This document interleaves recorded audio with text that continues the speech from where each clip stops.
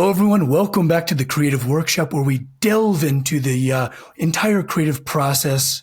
I am Max Randolph, and with me today is a tremendous artsmith, Bex Simon. Bex, thank you for being here with me. Thank you very, very much for asking me. Oh my God, are you kidding me? Okay, so I'm going to gush over you for a little bit because I've been a huge fan of yours for years now on Instagram, and just seeing what you're doing in your community, it's so neat. And, you know, especially with like the almost psychedelic geometric forms that you're working with, like you're an inspiration. Please tell me a little bit about yourself. Oh, wow, gosh, that's lovely to hear, and thank you very much. You know, it's funny because, isn't it, you sort of end up just working in your own, bubble, and you forget that people are sort of following and seeing. So thank you very much for that. So, well, my name's Bex Simon, and I call myself an artsmith, and I set the business up in 1999, so quite a while ago now. I started out doing sort of private commissions, and I used to do like Chelsea Flower Show and Hampton Court Flower Show. So, and I'd sort of put a stand together of mainly outdoor pieces, so gates and furniture and stuff. And then, I'd do the shows, I'd get commissions throughout the years, and then I moved more into public art as the years went on. And then sort of fast forward, we've moved here to North Devon, and so we've set up my husband set up a little glamping site with teaching with traditional bellows, and then I want to be able to make some art. Oh my God, I love this. And like, what a journey. Well, and yes. You said something that I don't know. There's something about us, like as professional creators, we go off into our cave. We're like mushrooms. We grow in the darkness. What is with us? Why do we do this to ourselves? Why do we isolate? It's get sort of more of a focus and stuff. I mean, I find I work better sort of on my own because I'm sort of clumsy and I don't understand why I do certain things. So I kind of don't like people around me to, because then I kind of then really mess up. So I completely understand. And so my purpose today is to pull back the veil, uncover the cave and see your wonderful art, because creatives need to stop isolating themselves. I'm guilty of it too. Like I'm not immune from this, but I feel like when people are able to see other creatives talking about creativity and art and their craft and things they've learned along the way, it can sometimes inspire others to do the same, to get creative, to unlock so much of their creative potential. Yeah, they're definitely, I mean, this is fantastic what you're doing, having the conversation of design, because, it is, it's really, really important. It's really interesting as well, because, I used to follow people like Gaudi, in Barcelona, be really inspired by that and sort of read about his journey and follow all his, we'll get loads of books and stuff. And, I think that's for your development. He was so necessary for me to start where I did. So it's really important to have these talks and stuff. Bex, don't even get me started about Art Nouveau and Gaudi in Barcelona. Oh my God. Okay. Well, I got to pull back the reins already. Oh my God. I'm about ready to freak out. Well, I mean, your stuff, I can absolutely, like when I was, oh my goodness me. Yeah, I totally, because your stuff is, oh my goodness me. Bex, we're talking about you, damn it. But, okay, you coined the term artsmith. Now, I love that because it's so hard to when people ask me, oh, Max, what do you do? I'm like, oh, well, I'm a blacksmith artist, or I'm an artist blacksmith. And like, so you make horseshoes? Like, no. Yeah. Oh my God. Like, I think artsmith is I think you nailed it. Yeah, well, it was Terry Clark actually who said it to me first of all, and I just thought that's an absolutely spot on term, because the moment you mention, blacksmith, yeah, first of all you get the horseshoes, then they look at me like, where's your sort of Viking horns and and all of that, and it's like it's got such a misrepresentation, and then it's true, you're making art over the anvil, so the artsmith. And I just thought it's kind of like a little rebranding, for something that's so important and so special, because there's so many smiths out there. And I do feel like so much over in the UK. I mean, I think blacksmithing in America is a lot more accepted and full on and out there in the art world. But I'm not completely sure. I know for the UK that it's still not massively accepted in sort of the art world. So I just thought, a rebranding of the name, would sort of make people want to listen and inquire rather than jump to conclusions, Oh my God, Bex, this is incredible. I can't even explain to you how cathartic this already is for me, because this has been a struggle for the last 25 years. Mm. And back then, blacksmithing was dead, at least here on the West Coast. And it recently had a resurgence, but mainly in the form of bladesmithing, but not so much in artistic architectural works like we're creating, you and I.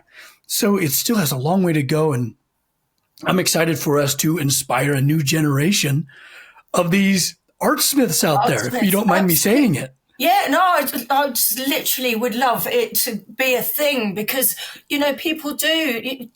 It needs to come out of that sort of pocket of down here. It's really respected. It's a very tricky craft, and, it really deserves a lot more attention than it's getting. Absolutely. It really does. And especially in the fine art world, because, oh my gosh, it's like, oh, do I go down the rabbit hole with you just already, right? Do we already descend? Yeah, let's do it. Because the second you say, like you said, the second you say blacksmithing, instantly you see so many movies, right? You see so many things from film and cinema. Because the art of blacksmithing has been around and has been the heartbeat of every village and town since civilization. Yeah, sure. Since the not even the Iron Age, since the Bronze Age, there's been the smith, and we're having to reimagine thousands and thousands of years of history, of neural pathways that people instantly think, oh yeah, swords and horseshoes. Yeah. Now, Bex, I have to ask, because this is a very difficult trade. It might be probably one of the most physically and mentally demanding art forms there is. How did you get into smithing?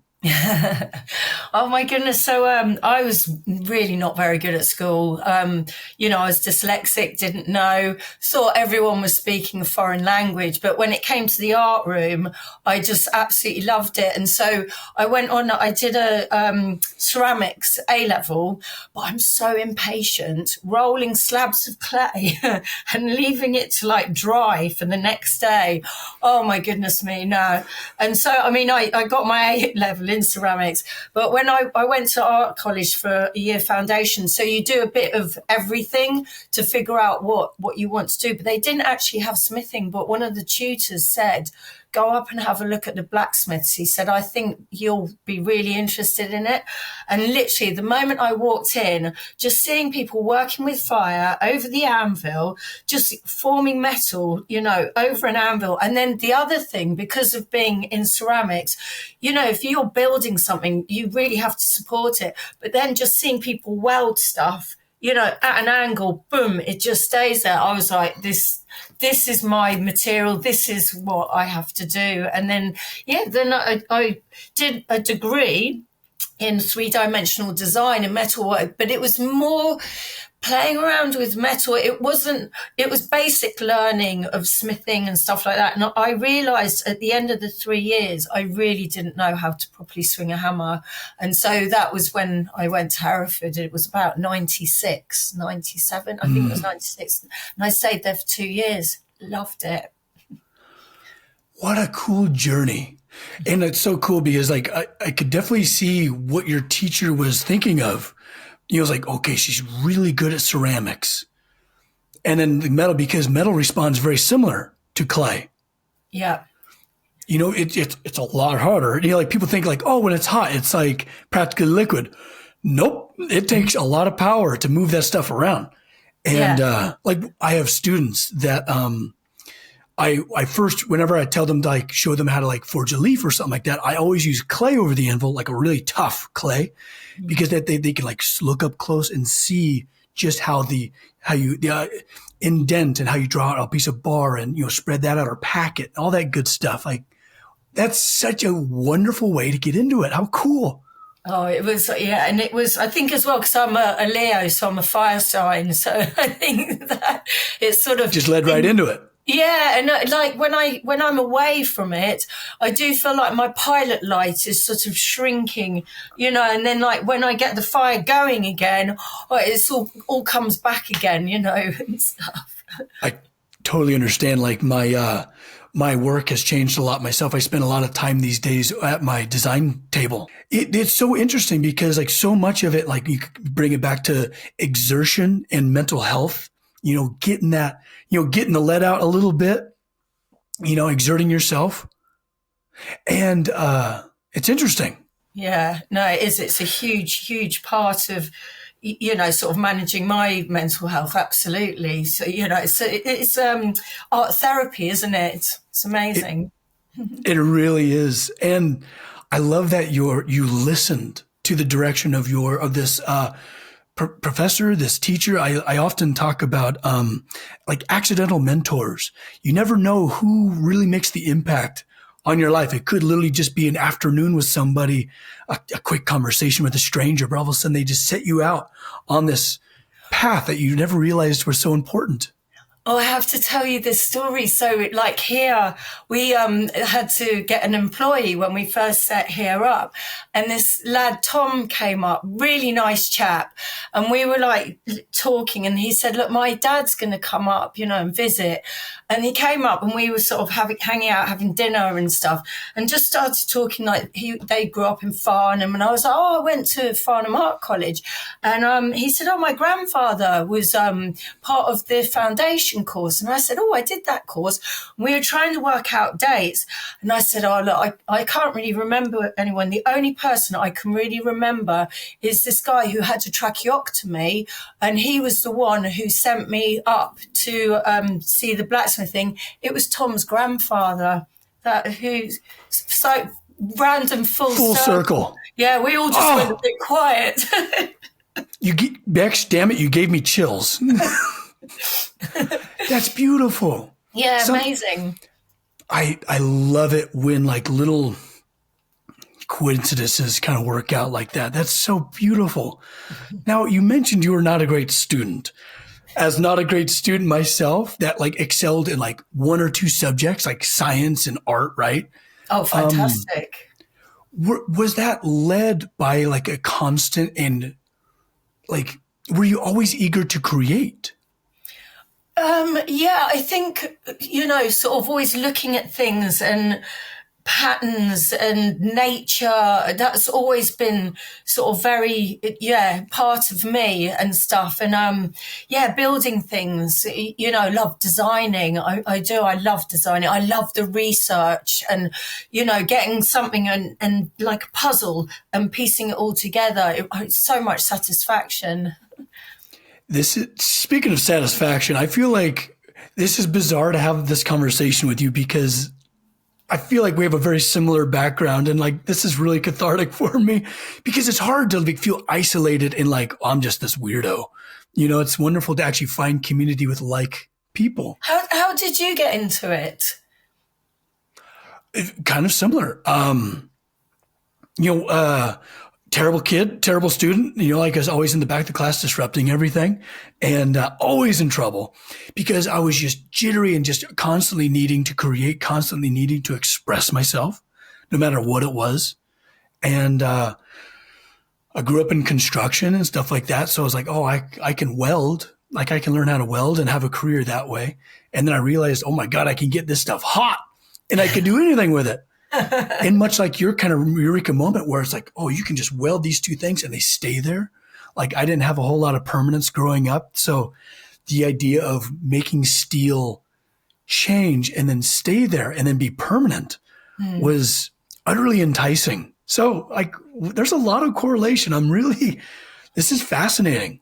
Oh, Bex, what fuels your fire? You were talking about your like internal pilot light. Like, what is it? So it's like I often talk to my husband about this.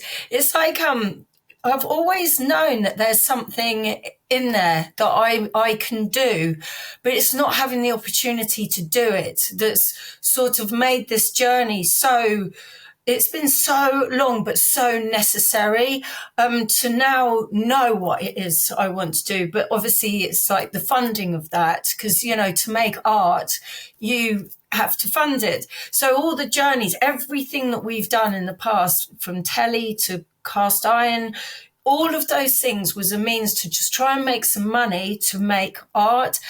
None of it really worked. I mean, you know, we got by and stuff, but it's this drive inside me that I have to fulfill that it just keeps, you know, it's like, okay, this is going to happen. We just got to make it work.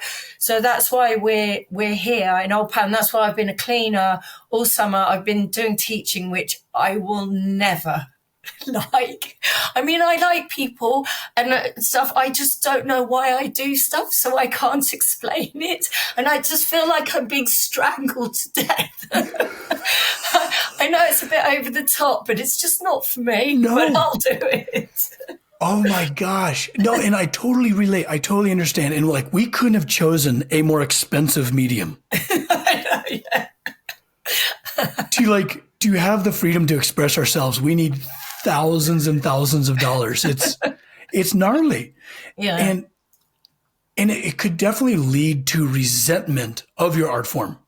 You know, like I just like, am I on the wrong path? Am I wasting my own time? Like Bex, have you ever in the past questioned your trajectory, your path? Oh gosh, yeah, and that's when it all just falls apart, and it does. It really affects my mental health, and you know, like my husband is so amazing and supportive. So are our kids; they're gorgeous, but it's this drive and this vision. It's like I've come into an acceptance that it's going to happen. Like I've done the season here, so this winter I can just get my head down. I used to say yes to everything that came by before. I've actually been turning loads of things down, you know, because it's like I don't want to do that. I finally know, which is really weird to finally say, I am an artist. I'm an artsmith. I'm not a product designer. I'm not a telly person, even though we've done telly. I've been asked to be a presenter. I've been asked to do a YouTube thing. I've turned everything down because I just need to work. I need to shut myself off and just build and create and really show what I can make. You know, it's a really nice place to be. It is. And God, it takes such perseverance. And the reason I asked that question is because those of you out there that are listening, you're going to question if you're on the right path. Like it's going to be hard. It's going to challenge you to the brink. Yeah. And take you on various journeys that you're like, what am I doing here? But like, yeah, it's completely necessary. By the way, my favorite word is perseverance. Yeah, look at us. Bex, look at us. Oh my gosh. Well, and like, I often say it's just, gosh, I feel like I'm talking to myself. This is so weird. But like, so often it's yeah, like I have no idea what I'm capable of and I can't wait to find out. Mm-hmm. But the power of yes, of just like, you know, hey, can you make this quick little thing? Sure. You know, it'll get me that step closer to making this dream project that we're imagining, right? Mm-hmm. But then you might learn something new. And all of a sudden it completely can challenge your understanding of the art form as it is, like, you know, the state of your art. Mm. That's really true. Like this fire pit, you know, that I just made. Everything takes me so long to do because I get so emotional about it, and I'm really glad I took on that commission. I was gonna turn it down. But I just thought, no, I love the brief, and I love that challenge. But it's like the amount of times I said to Dave, let's just give the money back. I can't do this because, I get so like involved. It's not right, and see, this is another problem with me and pricing work is because I will not let it go out of the workshop until I am and I will pull things apart. I will reforge things. And so that the price that we gave, it should have been tripled. And that's a constant. Like when Dave would say to me, right, we're pricing it up, and he'd go, so how are you going to make it? And I go, I don't know. And he'd go, but I can't price, I don't know. And he'll go, what size steel? And I go, I don't know, until I'm literally in the workshop. I've done a drawing, but that's when I know. So like doing commission work, I mean, I love public art jobs, that's a different thing, but yeah, you get it totally, and just have that freedom of just make something you've designed and put a price on it. That's the price for that, without a doubt. And how much time we work for free is crazy. Oh my God. Being a perfectionist is so costly, but your name is your reputation. It's your bond. It's everything. So it is important to do good work. And what an art form it is to price yourself accordingly, because how do you imagine what it's going to cost? Because it's never been built before, not in human history. Yeah. That specific thing has never been built before.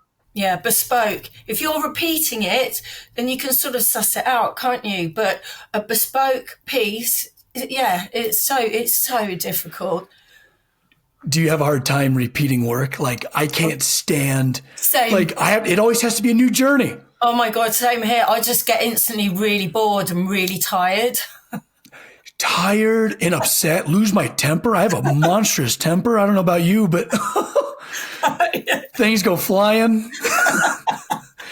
Because you have to be engaged. And if you're not engaged, the grueling nature of our art form is just punishing. Yeah, and that word perseverance, that is I mean, like I set up, I can't do math, but set up in 1999, it's now whatever. And I feel, well, we know what it is. I feel like last year, I think it was last year the year before when I built the first totem sculpture that I did, that for me was the start of my career. And now we're sort of clearing the decks. This is where it begins for me. So all of those years before has been necessary. It's been really, difficult. And, you work for free, you do things for love, not money, stick on the website. It's good for exposure. Oof, perseverance. Well, I like it. I like to coin it as almost like the cost of tuition, right? It's the crucible that forms you, and you're constantly going through it. Like you never exit, right? But it does get easier, I feel like. Yeah, well, I think that's confidence.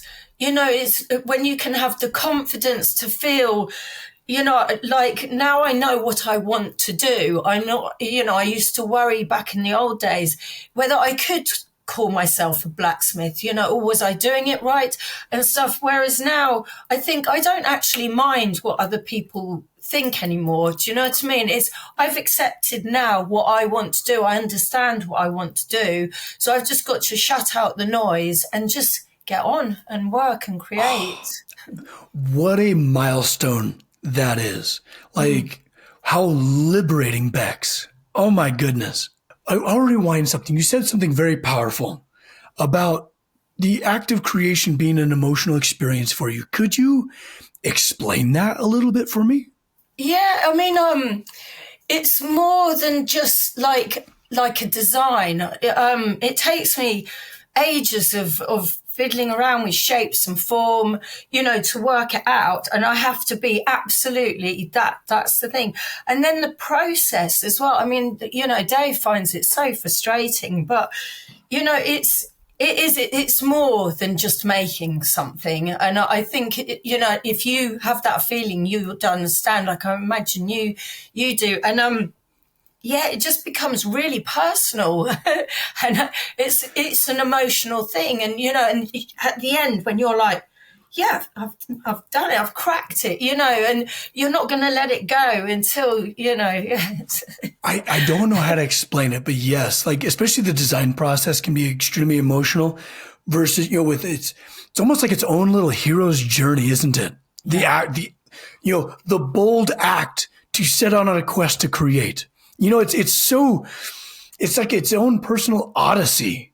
It's really, oh, please. I've got a question for you because I see that you've had to do, which I've done as well before. When you've given 3 designs in, do you secretly have a favourite one and like make it a bit better? Totally. A bit more shady. Well, I used to have the audacity to design things that I knew my client wanted, and now I don't. Like if I don't want to build it, I don't design it. Mm-hmm. And then they would choose what they were expecting. I'm like, oh God. And then the entire process was hell, to build that damn thing that is so full of mediocrity, totally derivative, not challenging in any way. Oh, hell.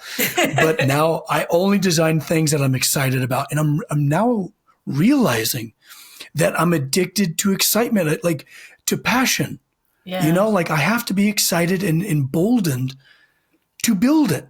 Yeah. But yeah, I totally have a favorite. It's impossible. But I mean, all your designs are like, each one is, it's quite hard to decide because they're so like top notch. Do you know what I mean? Like really It's very kind of you to say. Sometimes it's tough because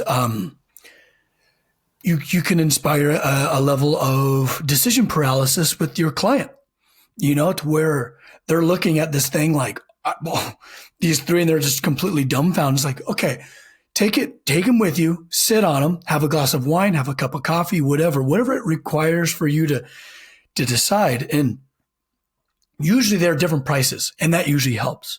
Like one is X, probably what I estimate X amount of hours, a little bit more, and then like way more. Like the first design is usually what they're kind of expecting, what they're planning to either spend or what we've kind of talked about. And then on the third one, I'll just hell with it, pull out all the stops, hit the gas. Oh, brilliant. And it's so much fun too, because for the client, they don't, not, like nothing against them, but it's very rare that they get to have the creative process. Like they get to actually interact with art and be like, okay, can we blend, figure 2 and 3? Yeah. Damn right we can. And then I'll come back with 3 more designs of that blend. Yeah, and then they do feel really part of it, don't they? Which is really nice. Yeah. They're a part of it, but also it's kind of a part of them. And like to like circle back to like having an emotional experience, art is so deeply emotional. If you're building, let's say, nothing against horseshoes, but like that is a utilitarian object that could only have so much emotion put into it. It's a very shallow vessel, right? But with art, it's bottomless. And you could delve and plunge so deep down the rabbit hole into an experience that you achieve through visual arts. Like Bex, when I see your, especially most recent designs of that lovely geometry, like that is moving to me, and it leaves so much room for the observer to experience. Yeah, well, that's like a recent thing. I saw you've done the amazing sign with the triangle, the sign for somewhere. So you got the geometry going on. Oh my goodness! And the fire pit with that bluey. That's nuts. Oh. That is seriously. Oh my goodness! I was like, oh wow.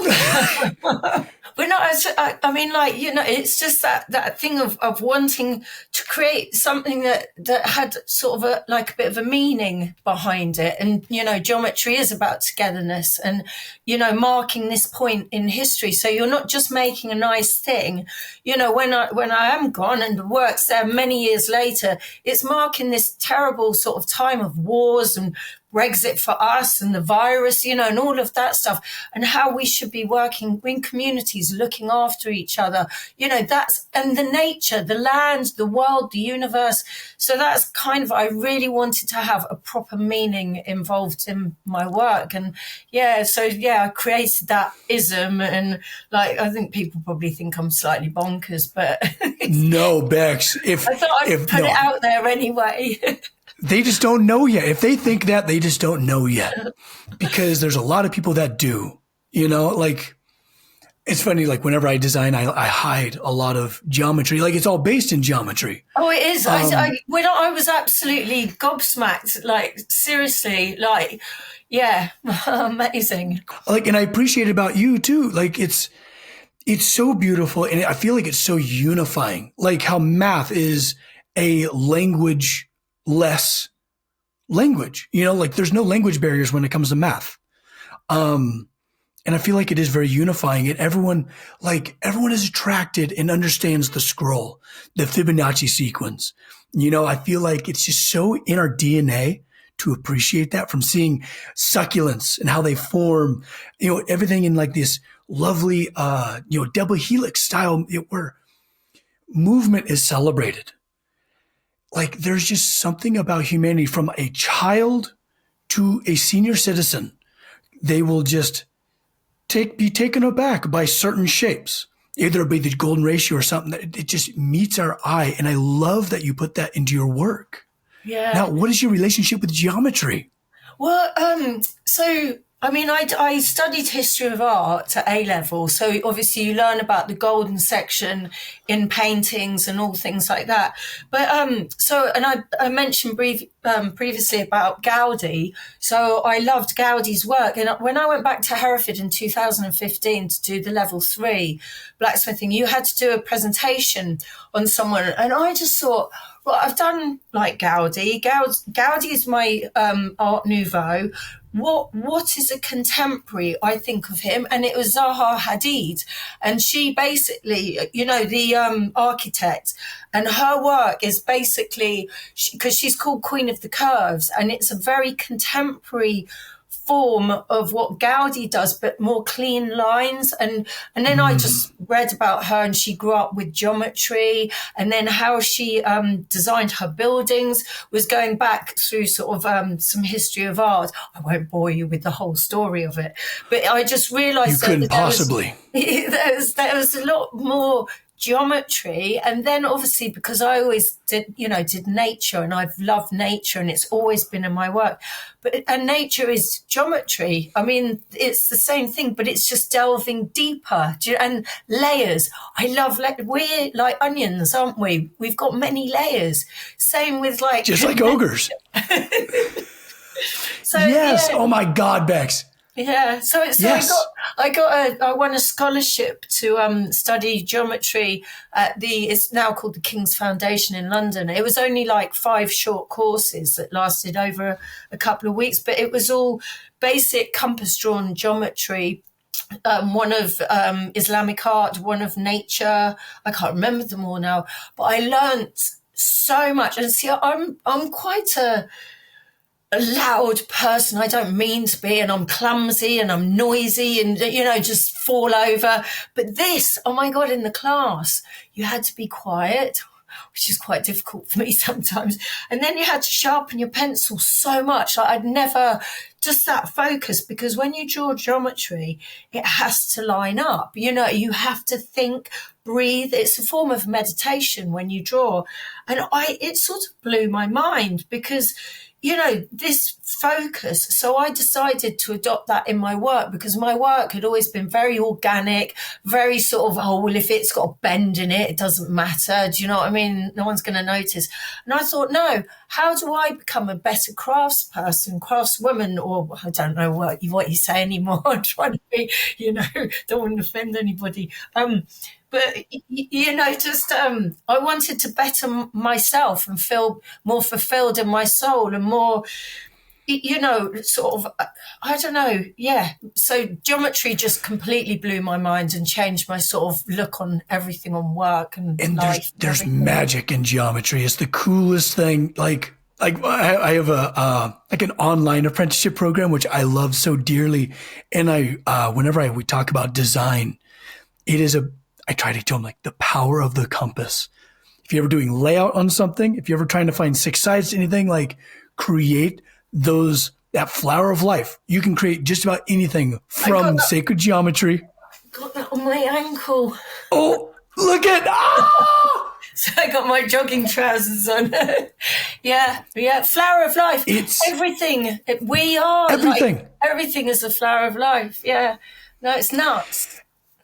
And it's the coolest thing to be able to start your design like with almost sets of rules. It's almost nice to have like something to focus you a little bit, you know? And I love how you correlate these people. I don't think often correlate math and nature very often together. And like our ancients, you're a total scholar. You know way more about this than I do. But Bex, like how ancient cultures from all around the world, completely disconnected, all came up with the same shapes. Isn't it amazing? And all those years ago, without all the tools and all the stuff, it's absolutely 2 points. Yeah, it's just 2 points. Completely, yeah. It's mind blowing, and it's so and that's kind of where I was really excited to talk to you about this, emotional experience that you can take people on, how art can evoke feelings without them understanding why. It doesn't matter why. They have them. They have these feelings, and that's good. It's working. Because I swear we have it in our DNA. It's in there, and we all see these ratios. And just look at branding. If you take a compass to so many just brands, like logos, it's all there. Let's get terrestrial for a second. Like we're in the head, and I love it. In like deep into the spirit of what we do. Let's get back to like the exterior, the tools of the trade, the workshops. Yeah. Modern tools versus ancient tools. So in my workshop, what I've got two fly presses. I've got a power hammer that I've had since like the beginning of my business. I've got a press that we've never got to work. So, it happens. I think I use my fly presses an awful lot, and I think you've got a lot more sort of control. Well, I don't have one. I've used one before. Actually, I'm getting tool envy over here. I don't have any of those things. That's very cool. But yeah, like just the fact that momentum and just the centrifuge, the power of centrifuge and momentum can just push metal like it's clay. Oh yeah, no, it is. It's amazing, and they're beautiful pieces of equipment. To be fair, I all this time I've only ever been in shared workshops. When I was in London, I was in a shared workshop in London Bridge, and then in Hackney I was in another shared workshop. Then when we moved to Surrey, Terry Clark had this sort of lean-to next to his, so I was in there. So it was only until we moved here that I've actually had my own workshop, but I've always kind of made do with what I've got. So I don't have a lot of sort of, like really good equipment. Like I always say to Dave, one day when we do sort of make money, I won't know what to do with like all these shiny new things that I'd like to get, because I've only sort of put up with what I've got. It's even my ankle's still got like bit slightly ropey edges, but I've got used to it, But I love my hammer. My hand hammer is like my baby, the one that I got when I was at Hereford. It's a ball peen farrier's hammer, and it just the face on it, I've never done anything to it, but it's just the right weight. It's just got a lovely swing, and it's my baby, that hammer. We're not supposed to talk about our favorite tools, but we definitely do have our favorites for sure. Like it just happens, like I definitely have my hammer that like feels like just an extension of my arm, like you can, like one of the things I like to think about is like when you feel like when you're swinging a hammer, like really swinging it, you still feel like you're just holding a bird in your hand. You know, you're not having to muscle these things around. It's actually a very delicate dance. When people think of blacksmithing, it's like, oh, you're done. You're clunking your way through like a gorilla. No, it's actually all technique. Yeah. Right?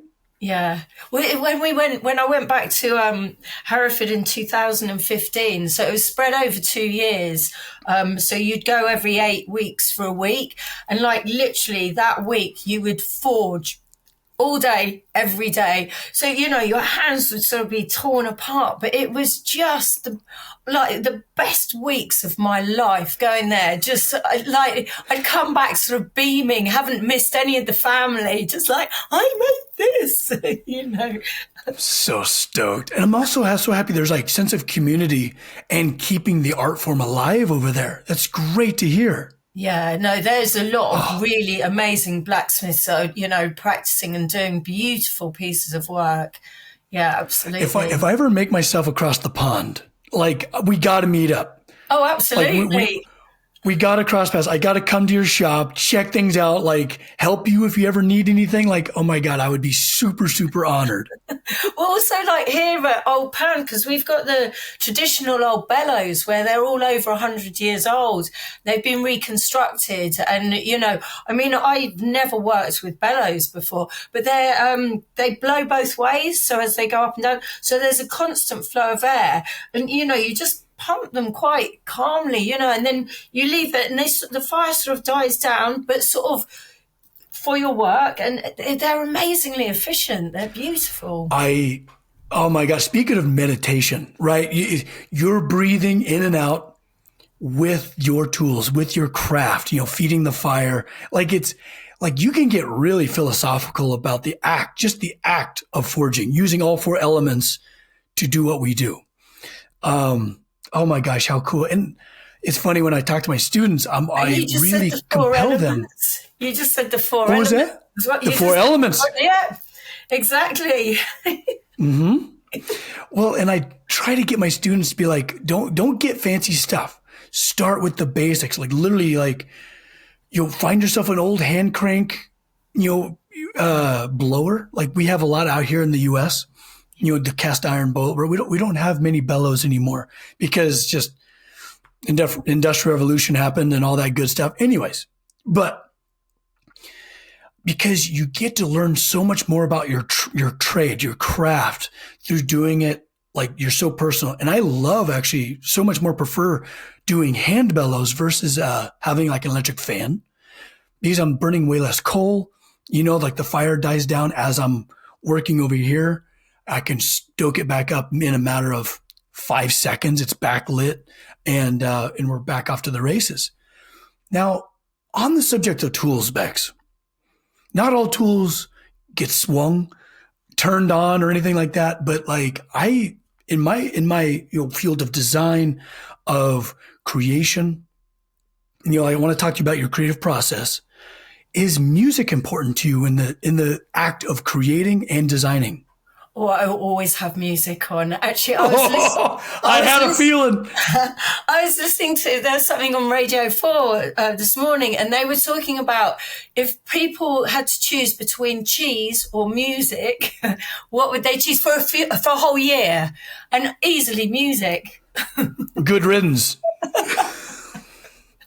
I thought that was a really weird thing, but it stuck in my mind. No, music all the time. Always have to have, like, literally, yeah, very important. It's so important. Like, I almost want to ask what kind of music, but honestly, it really doesn't matter what it is as long as it's evocative, right? Do you ever like give yourself soundtracks for like, okay, I need to design into this style. I need to be on classical, or I need to be in like electric, you know, dance music or something to get that energy going, right? Like, do you have playlists? Like, what's your favorite type of music to design to? God, well, again, it changes. I love drum and bass. I mean, drum and bass is just my absolute, I mean, it just gets me. I think because, you know, my brain is always just like that. It satisfies. And I do like dubstep as well. Hell yeah. Oh, hell yeah. I'm all about it. But just, you know, like, I mean, we've got this channel called Radio 6, and they play a lot of alternative, and it's very mixed. So you've got all different kinds of music. And I do tend to have that on because it really fits. I don't know, they just put so much out there. Sometimes if I'm not listening to radio, I feel like I've gone too enclosed in my head. So it really depends on what my head sort of feels, whether I need to have that connection with the outside world or keep it within.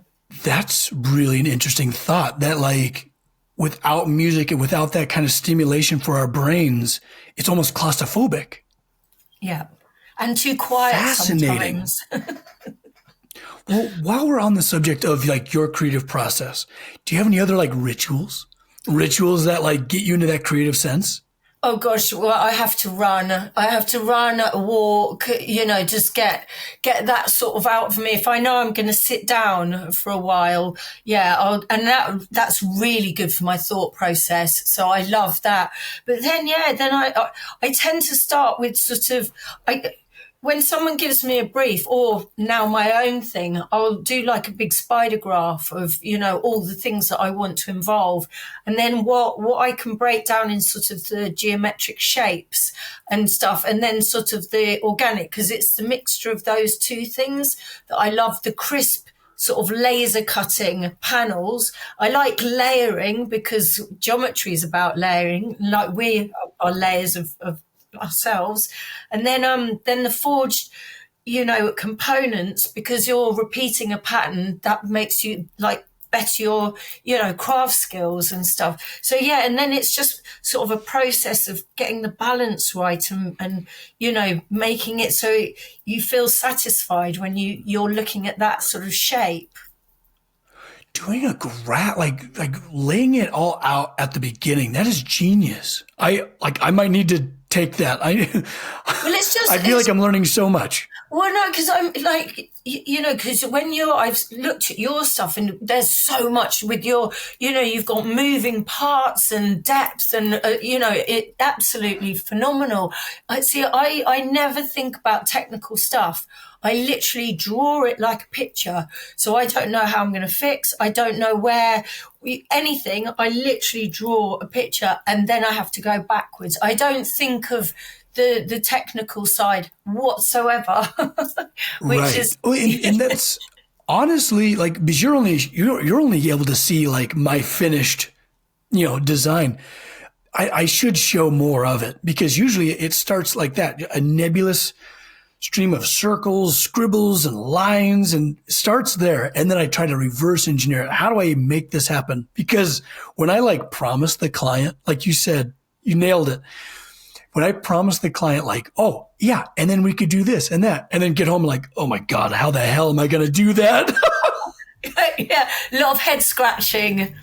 Oh man, all the head scratching. It's amazing I even have hair left. Which is beautiful, by the way. Oh my God. It's very kind of you to say.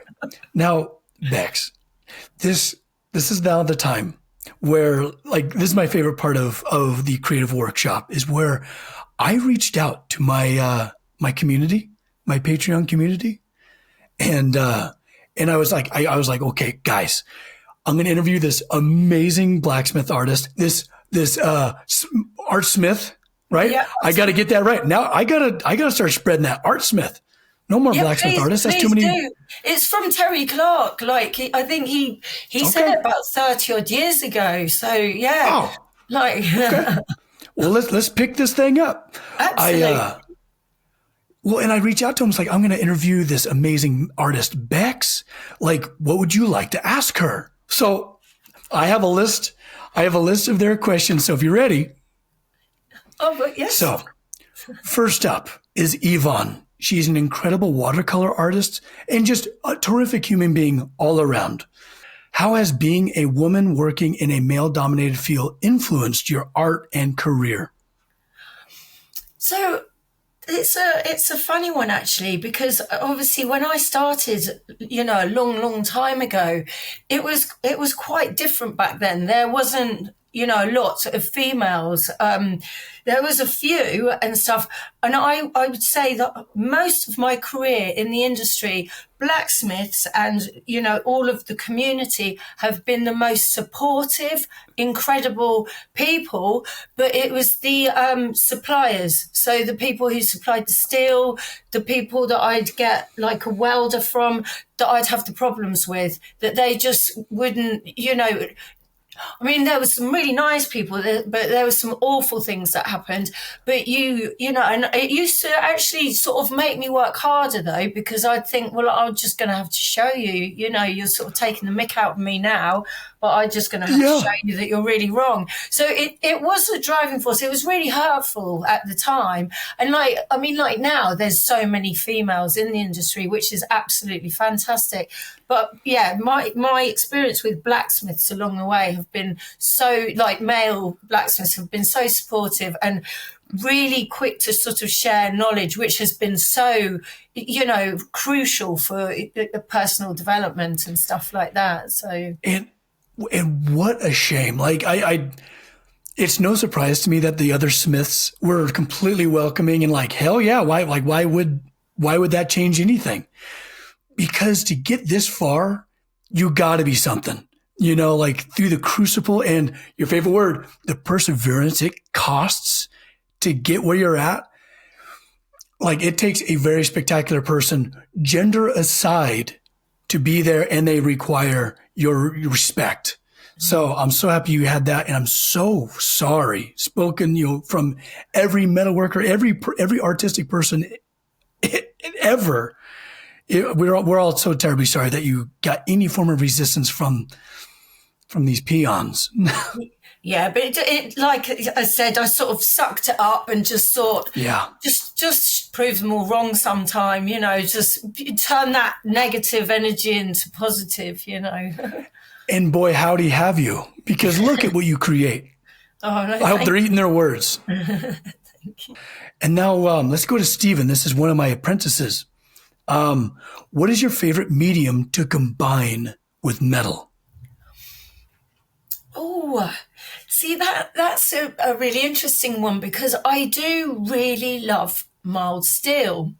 That A36, right? Yeah, it's so good. Completely. But I mean, I've just dabbled with something like perspex, just because it's something that you wouldn't expect to mix, with metal. And I like that contrast, completely sort of random. But again, because it's so, it's not a natural sort of material. I just sort of dabbled. Obviously, now where I am, I'm going to be exploring a lot, more things. But like bits of copper, love copper. It's got a lovely warm, and the colours that you can get from that. But there will be, over the next few years, there's so much I want to experiment with. That's just, oh my God, like what? Do you have some like off the top of your head? Oh, well, I've just got like books and books of just scribbles and stuff. The thing is, I've actually put it out of my mind because I get really frustrated. So yeah, whilst I've cleaned out my office, we got rid of the spiders, so I'll be able to, and then I'll be able to give you a bit more of an insight. Isn't it funny how we have to I can't even think about that. I can't get excited about that because that's literally will consume me. That's all I'll be able to think about is what I want to build. Oh my God, this whole summer, because I've been working at Old Pound, so I've been like a cleaner basically and stuff. And I can't even allow, because I was chatting with my mum and she was like, well, why don't you just sort of scribble things down? And I said, because if I go, and you keep saying rabbit hole, and the rabbit hole, you want to disappear down there for as long as you can and create, and then pop out again. You can't just pop in and pop out. No, and the deeper you go, the longer it takes to come back. Yeah. I like to almost think about it as like this endless maze of corridors and like doors. And like there's sometimes where like my wife will come into my office and I'm like, I can't even look up. Baby, I'm deep. Like, and she's like, oh, very good. She knows what that means. And she come back in 10 minutes. Well, and more power to those that love and support us in our wacky endeavors, because it takes a lot of courage to create. It takes so much bravery to endeavor to be creative. And this means so much to me because, and this is the reason we're doing this show, is to inspire others to create. Like I said before, because everyone has it in them. It's usually buried somewhere, buried under guilt or shame. There's a lot of mental health that comes with being creative. And we're trying to normalize that a little bit. And Bex, I'm really grateful for that you're letting us into your world a little bit. Okay. Bex, buckle your seatbelt because this is where we're going to get to the hard-hitting stuff. All right? Okay. So we're going to dig deep now. So Scone, another great community member, total resident foodie. Scone wants to know, what is your favorite regional dish? Oh my gosh. Oh, straight away I think Thai food, but curry comes really fast. You Brits are crazy about your curry, aren't they? I love it. I'm a curry nut myself. Yeah. Love a curry. And oh my God, I love a curry. Well, and it's funny too, because I'm kind of flexitarian, right? I grew up on a cattle ranch, hunting, fishing. We always had multiple freezers full of carcasses and meat. That was my entire way I cooked, my upbringing. Now I'm more of a gardener, and I'm quite a bit vegan these days. And then of course, if I'm out, no holds barred. It's cheat day. And curry is great. That's just oh yeah, you don't feel like have a meat today, I can have a curry, and oh my gosh, it's so good. I'm a yellow curry guy. Yeah, no, absolutely. Oh. No, love a curry. Most Sundays, when growing up as kids, because, normally we have roasts on a Sunday in the UK, but weirdly, my mum and dad always had a curry on a Sunday. That sounds like a great tradition. I might need to adopt that. It sounds like they're onto something. Okay, let's see here. Anthony, another apprentice, asks, and what's also so cool is they're going to be able to see your work and get inspired and maybe, take a little bit of inspiration from you, Bex. So Anthony asks, what is your favorite piece that you have ever forged? Is that just completely forged or as in forged and made? Piece that's made? Just made. Anything. I think, gosh, there's so many, because all the commissions I've ever made in my life, I've absolutely loved and appreciated. And that's been my favorite until the next piece, But I think the piece that has been for me, a change of direction and had everything in it that I wanted to was the yurt gate. So it's the gate with the orange gate with the the blue rings and the sort of fire welded piece and the copper in the middle, because it's got the layers, it's got the geometry, and that was the geometry of the yurt. And then you've got, I think there was 24 fire welds in there, so you've got the traditional blacksmithing and the story. Yeah, I think for me that was right, this is my new direction, and that's where I want to go now. Every piece, we create, every minuscule commission, everything always has it. They're rungs of a ladder. You learn something new every time, I feel like. So diversifying yourself is always important. And I'm talking to all of you out there, the power of yes. Even though it feels like you're maybe wasting your time, you learn a lot, and that cost of tuition sort of a thing. But there's definitely those favorites that wow, this challenged me to the depth of what I knew at that moment. But now I'm capable of new heights afterwards. And I love that you said this is now the direction. I think because that was, we had the discussion of, because, commissions were so important for bringing the money in.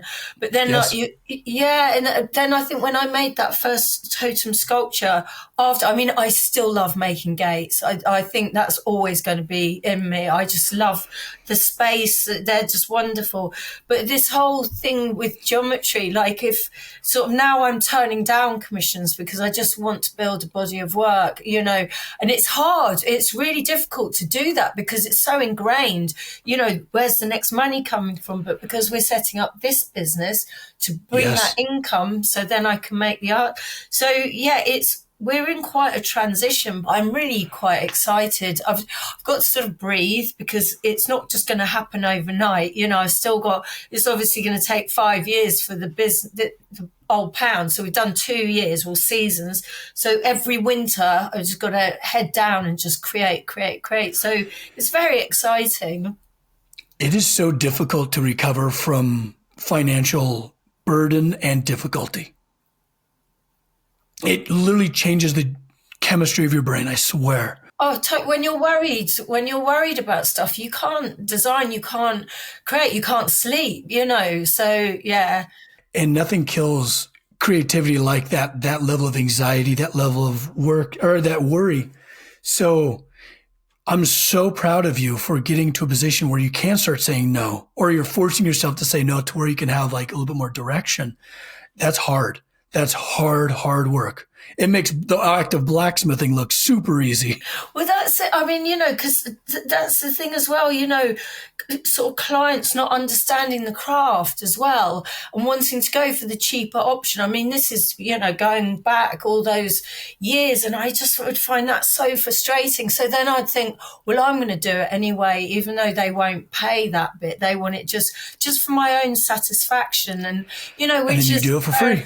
Yeah, but like sort of now, you know, being over half a century, it's like, you know, I've got to smash out what I want to make. Yeah. Self-worth when it comes to your art is everything. You know, like you can have a little bit too much. Some people can take it a little bit too far, a little bit too much self-worth. But like, if that's a struggle for you, I think that's one of the number one hurdles that you will have to overcome. You know, pricing. Creating that space for yourself, to not get trampled on by your client that like, oh, that's too expensive. And then you're right. And I just work for free for months at a time. That's to your own detriment. Now you're going hungry and your lights are going out. Like self-worth is one of the most important things I feel like if someone's going to strike off and, create as a career. Can I ask you sort of, because you do commissions and you want to, you know, build your own work. So if you had the opportunity, would you still do commissions or would you prefer to do your art? Which drives you, or is it a bit of both? Do you get satisfaction from both? Bex, with these good questions. God, I thought I'm the one asking the questions around here. I'm teasing. That's such a good question. I love working with my clients.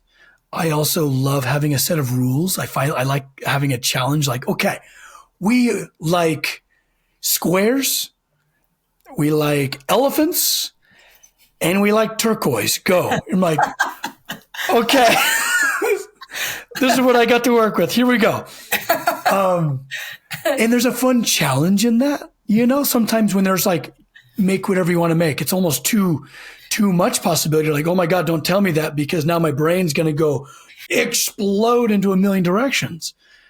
One day I cannot wait to have the funds to be able to fund my own work. You know, like you said, it costs a lot of money for us to work. Commissions is a great way for us to both express ourselves and support a family. But yeah, one day when I'm able to have a little bit of freedom, I'm definitely going to be able to build the wacky stuff that I can envision that like a client probably would never want to create. I can't wait for that. But I think I'll still maybe like once a year do like one big commission. Maybe I'll create that like a little rule for myself, you know, find that one client that like I totally jive with. Like, speaking of geometry, like I have this, tattoo. That's very cool. Well, and it's kind of a guide for myself, and maybe take this with you.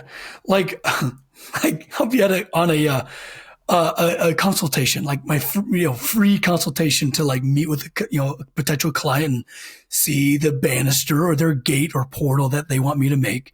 And there's 3 zones, right? The triangle of the people that you're working with, the project, right? The how inspirational, how will this suit my body of work, my career? Is it fun to build, right? And will they pay me? You know, like, will I be able to afford food that month, Yeah. So it's that kind of triangle, the people, the pay, and the project. And I got one. Look at you. We are cut from the same cloth. Bird of a feather, I can't stand it.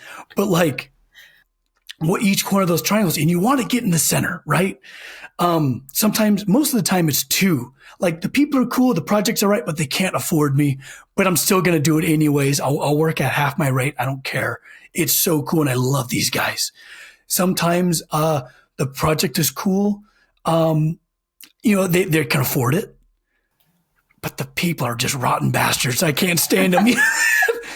But like the center of the triangle is golden. So sometimes during a consultation, I'll like have my Sharpie and just be like, and then fill in the little circles. It's kind of a guide, a key, if you will. So take that as what you will. That's brilliant. That's brilliant. Okay. Apex, great friend of mine. We've met in person. Actually, he's up in Canada. Apex asks, do you ever look at a piece of material and know that what the material wants to become? You just see it. Think Michelangelo with a block of marble. Sort of. It's like not immediately. I'll sort of look at it, and I guess all my clocks in my head sort of go and stuff. I have to be sure of what I'm actually going to do before I do something to it, because you can really go off kilter and that. But once that's it. You're just all over it. Yeah. Oh, it starts to kind of like construct itself. It's amazing how like our internal AutoCAD kind of, it connects the dots. Yeah, it's pretty incredible. Because I remember when doing art as a kid, and some people would just draw something out of their heads. I could never really do that. I needed some reference point to get, maybe it was just proportions and stuff down. So maybe that was the sort of the geometry already forming, early on. I needed some reference point. So once I've got that established, then I can sort of, go for it. Yeah, it needed a root. Yeah. Yes. Yeah, completely. Love that. Okay. Next up is Harry, another apprentice. A fantastic guy. I just met him. He's very new to the community. Terrific guy. What are your favorite go-to tools when you work? When I'm designing, it's graph paper, tracing paper, and a compass. Power the compass. Yeah, I never design just on paper. I always design on tracing paper, because you can add the layers in, remove it, put it back. So that's the design. And radio, of course. I mean, that's it. and then, in the workshop, it's just going back to how my work is forming. It's having the laser cut, really crisp sort of base, and then whatever. Oh my gosh, I just love, in my workshop, my favorite place is my hearth and anvil with all my tongs and all my hammers. Like that is I look at that space, when I walk in, I just can't wait to get the fire going. That's my little bit of bliss right there. Catherine asks, also, Catherine, incredible. She's a school teacher, and it's been pretty cool because a lot of the stuff we implement in the community, she's implementing in her classroom. She's an utter inspiration. She's awesome. That's fantastic. That's really cool. Oh my God. Well, it's cool. Like passion's contagious, inspiring people to be their best selves. It's pretty cool. All right. My last and final question is Catherine's. What about your creative process brings you the most joy? Now that I've got sort of a basis of how I design, so I know I'm going to have the geometric bit, and then it's going to have the organic bit. It's going to have layers. So for me now, because what you were saying before, if you're left to your own devices, and you haven't got a brief, so now I've got this formula. It's like I know I need those things to create that. So that's where now I've found my formula. Oh, that's great. Yeah, because you can lean on it. That's awesome. Yeah, strips it back. So you've got sort of a basic frame. Oh, yeah, that's another one, like framework to then sort of build from that. So I just keep going back. And people, actually, I was talking to my big sister yesterday, and we were just, because we're totally different. She's a neonatal nurse and research nurse, but what we're sort of both going through this thing, and then we were talking about, people talk about being your authentic self, and I think that for ages I'm like, flipping heck, what is my authentic self? I don't know, but I think I've uncovered it now, and I've got this formula, and this is what I'm not anything else. I'm an artsmith, so it's sort of like the pieces of the puzzle are coming together now, and yeah, it's been a long time coming. And you are so right. Like when I did The Artist's Way, I did a little series on the book, The Artist's Way, and they cover that a little bit. When it comes to your authenticity, it's usually, a lot of times it has to do with creativity, but like it's almost coming to terms with your inner child, which is where a lot of creativity comes from. And coming to terms with that, because they can get buried by a lot of pain, trauma, a lot of good stuff. Oh my gosh. So I am so deeply grateful that you found that, and now you get to share you with the world, and the world is better for it. Oh, no, thank you. It's been a long journey, but every twist and turn has been necessary to get to this stage. Everything Yes. I've done is I've learned something along that way. And, it's so necessary to now have found this. So it's all necessary. All you're learning, if you're setting out, at the beginning, do be a yes person. You've got to take on all those experiences, build up a portfolio, build up a website, build up a style, sort of get your individuality, and then just keep persevering. It's like every strike of the hammer, right? This one strike and the steel is like all of a sudden this perfect masterpiece. No, it takes a lot of hits. Oh my God, yes. And building confidence. Oh my God, I've never had any confidence at all, just worrying about, can I say if I'm a blacksmith? It doesn't matter what anyone else thinks. Build your confidence, build your story, build your style, and you've got to believe in yourself. I mean, I'm a fine one for saying this because I'll go off to my husband, but no, it's such a learning curve, and it's life, isn't it? It is. And I love that you wear your heart on your sleeves like that, because it shows in your work, like as creatives, we live life right out there, because that's part of our process. You are incredible. But Bex, you make the world a better place by your art. And I can't wait for you to inspire a whole new generation of people getting into the craft, regardless of gender. Steel suppliers be damned. Oh my God, good for you. And I know that you're doing classes, right?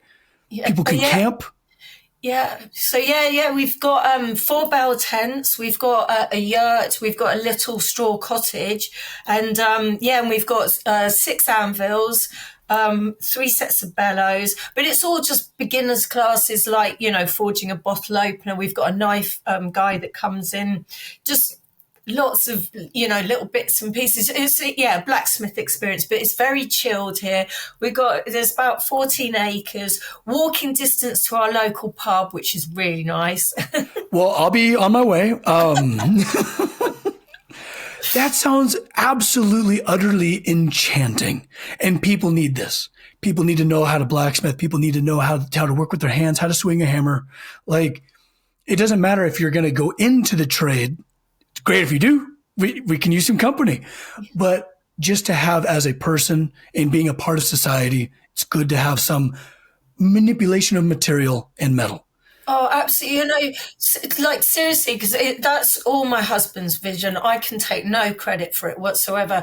And when you see people when they first arrive, and sometimes the group, they don't know each other. By the end, everyone's, with the brush and looking at and comparing, and they've all become buddies, and, it's all practicing getting their bottles off, the lids off. It's really, honestly, it's so, and you can see that they've got that infectious feeling when you're hitting hot metal, you know, it's amazing. And there's power in authenticity. There's a power in vulnerability. They're here learning something. There's nothing more vulnerable about like being a student. You're never more vulnerable than when you're learning. So like being emboldened, impassioned, of course people are going to be at their best. Bex, people need it. Good on you for housing this. And like, how can people get a hold of you, Bex? How can they find you? So for me, I'm just like Bex Simon, but I'm going to be sort of quite quiet. I'm going to be doing my social media. I'm just sort of recording what I'm building and stuff. But for Old Pound, if you want to come to Old Pound, we've got Old Pound Smithy, Instagram and Facebook, and there's a website so you can see all the courses and accommodation. But yeah, I'm just Bex Simon. I'm on Instagram. I'm TikTok. I'm recently on TikTok. So and Twitter. Just all the usuals, you know, but do send me a message. I try to keep up with everybody who sends me sort of messages or comments on my posts. I feel like I have to reply because I really appreciate everybody who follows and makes comments. You know, it's so lovely because you can sort of feel quite alone sometimes and forget that these people have been following you for years. And then you think, wow, gosh, that's so kind. You know, it's really special. It is so special. So get out there for you, those of you listening, get out there, follow Bex, and come in on their work and have a conversation with her yourself. Like, Bex, this has been so enchanting, so heartwarming. Like, Artsmith, we're Artsmiths. Yes, please start hashtagging Artsmith because it has to be a thing. And I would just love everyone, like, because Terry Clark used it like 30 years ago. So it should, everybody has to. Please I love it. Goodness. Well, Bex, this has been so wonderful. Thank you so much for your time and your evening. I'll let you get back to your day. I know you're a busy woman, but like, my goodness, I think we might need to do another one at some point. I've really, really enjoyed this. I know, you know, just like you're mind blowing as well. So thank you. I absolutely so appreciate your time as well. So thank you very much. Oh my God. And speaking of time, thank you for all of those that are listening and hanging out with us, maybe getting inspired to delve into the creative process of your own. But as always, my friends, take care. We love you. Bye-bye.